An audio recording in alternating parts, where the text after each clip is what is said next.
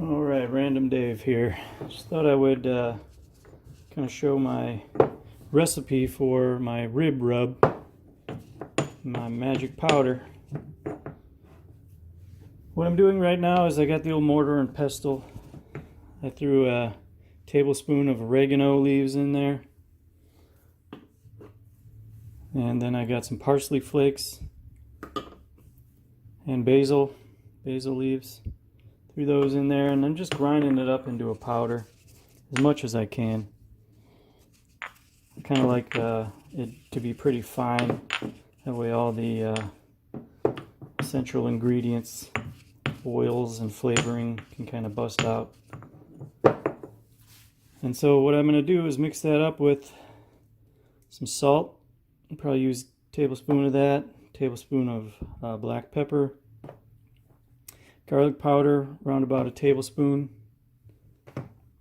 onion powder, probably a tablespoon of that left, kind of a tablespoon of everything, a tablespoon of regular paprika, and then a good tablespoon of smoked paprika. If you can get a hold of this stuff, it's terrific.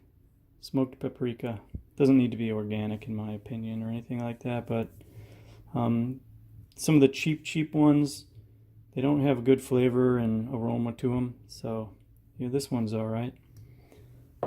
And I keep it in my magic powder container here. Try to get your stuff on sale, save a few bucks. So yeah, I'm gonna whip that up right now. I think I got all my ingredients in there, so hold tight. So just going to dump everything into a bowl here. Kind of see the consistency of it a bit. It's pretty fine. There's some bits that don't grind up that well. I'm not too worried about it. I'm not going to put it in any kind of food processor or magic bullet and just pulverize the daylights out of it. This onion powder's kind of seen better days here. I'm going to have to break up some of those bits there. Try and get semi-accurate measurement. I'm making a goodly portion that I can use multiple times. I actually like this rub for a lot of things. Might as well just kill it. Put it all in there. Sometimes I do save these when I do make little powders and things like that. I got a chicken rub that I use. You know, on second thought, I'm going to cut the amount of salt down to a half tablespoon. I can always add more salt later, but you know, it doesn't do us wrong to limit our salt intakes if at all possible. And let's try, I do this kind of by eye. It's not really that strict. Yeah, alright.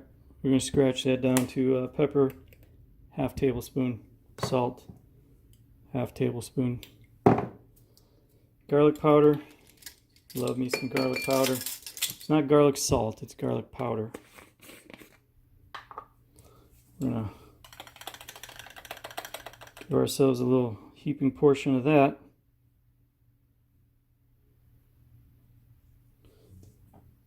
Dump that in. Garlic powder. Tablespoon. We've got, we had 1 tablespoon of oregano. Just reiterating, this is the parsley flakes, 1 tablespoon. And our basil, 1 tablespoon. Paprika. You do a tablespoon of regular.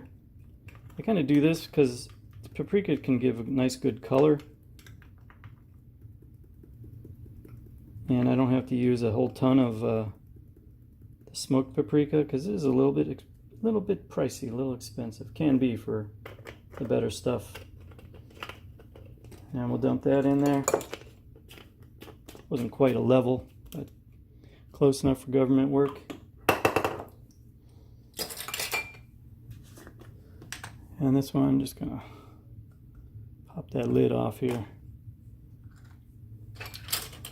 Take a whiff of that. Boy, that smells good.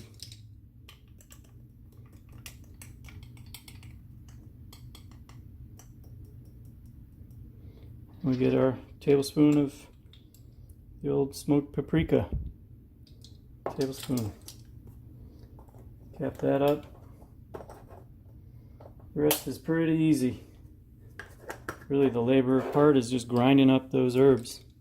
You don't even have to do that, or you can just pour some, you know, in your hand. If you want to go that route, just give you an example. Pour some in your hand and just grind it up between your fingers. That works sufficient. I just like to break up those leaves and stuff, kind of like breaking open the cells of the plant material to release all the good stuff in there. It smells nice on the hands. If you like that oregano smell. And give it a stir.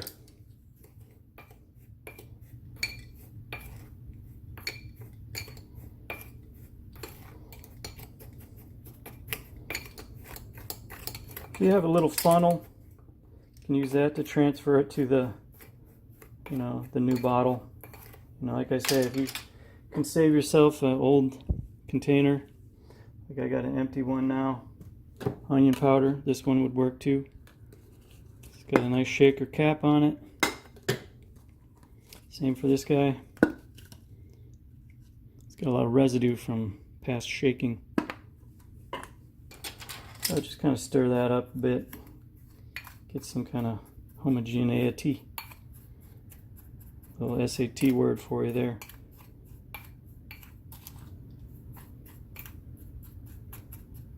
Yeah, break up the chunks as best I can. Also, you know, if you shake something like this, the larger bits actually rise to the top. Agitating it like that, you can see the larger bits came up to the top, and I can kind of mash them back down. Give it a little vibration, agitation. And you can see the bigger chunks coming up to the top.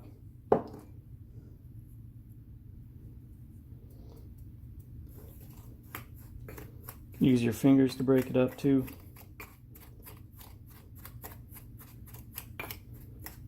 But that's kind of how it looks. Kind of an orangey, I don't know. Looks like an herb and spice mixture. And this is good to go. I like to apply it liberally onto both sides of ribs. I'm using this for some ribs for today.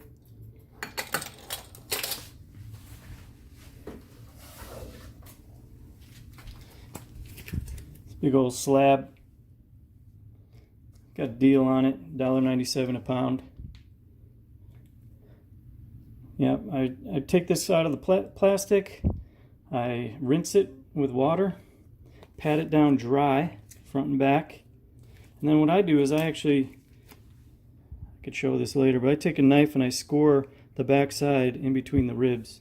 Some people actually remove this kind of connective tissue off the back.